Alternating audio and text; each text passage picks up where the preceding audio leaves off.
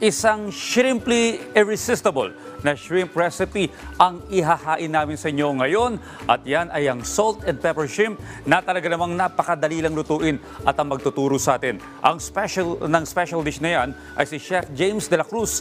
Kaya wag na natin patagalin pa. Panoorin po natin dito lang yan sa Sarap Pinoy. Isa sa paborito ng mga Pilipino, lalo na ng mga seafood lovers, ay ang shrimp o hipon.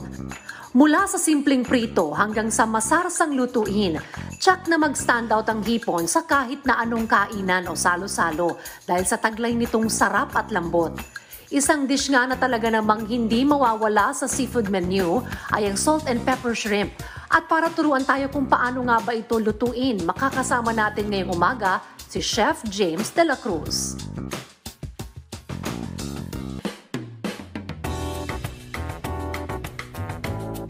Unahin muna natin painitin ating pan, and then lagyan natin ating cooking oil.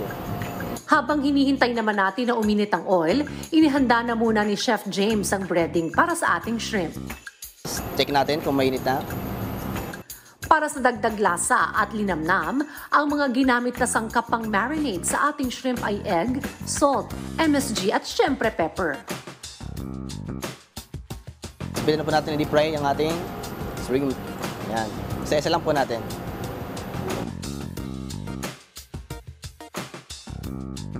Ayun po, para malaman po natin kung malapit na po siya maluto, napapal po siya ng color. Actually, it's turning into red. Yan. And dapat medyo crispy na po siya. Ngayon, pag ganito yung kulay, baliktad lang po natin. Ngayon naman po, pag nakita na po natin na medyo golden brown na po siya, ito, yan.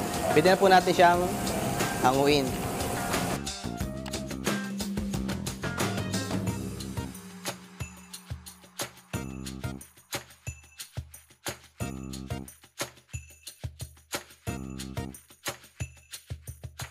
Para gawing mas masarap ang ating dish, sunod na gagawin ni Chef James ay ang salt and pepper sauce.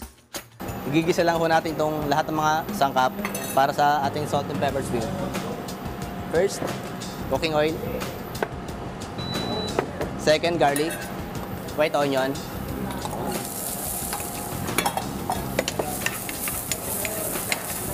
and we have bell pepper.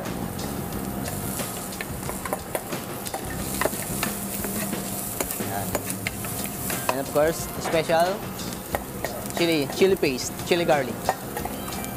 And then our chili. And we have this oil and wine, Shaoxing wine. Simmer lang po natin siya na konti. And sa mawala po yung konting katas niya. Konting dry lang. Para at least yung lasa kumapit. Of course, we have this chicken powder. And salt. Of course, MSG. Then pagka ganyan na medyo simmer na siya, ilagay po natin ating shrimp.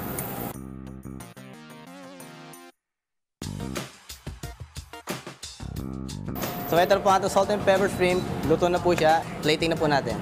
This one, like this.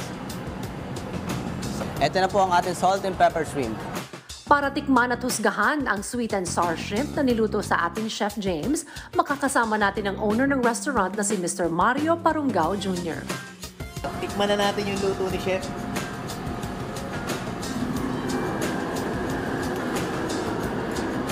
Ang sarap, Chef. Naghahalo yung salt and pepper. Galing, parang di mo ma-explain na medyo pagka-spicy.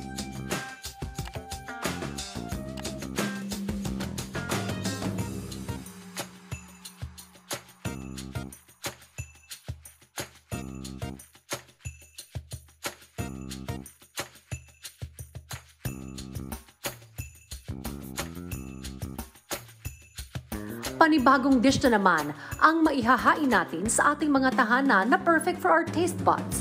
Sana ay may natutunan kayo sa niluto sa atin ni Chef James na salt and pepper shrimp. At kung may gusto naman kayong balikan sa episode natin ngayong umaga, maaari nyo yan bisitahin sa @Rise and Shine Pilipinas sa Facebook, YouTube at Instagram, habang RS Pilipinas naman sa TikTok at X. At ito ang Sarap Pinoy.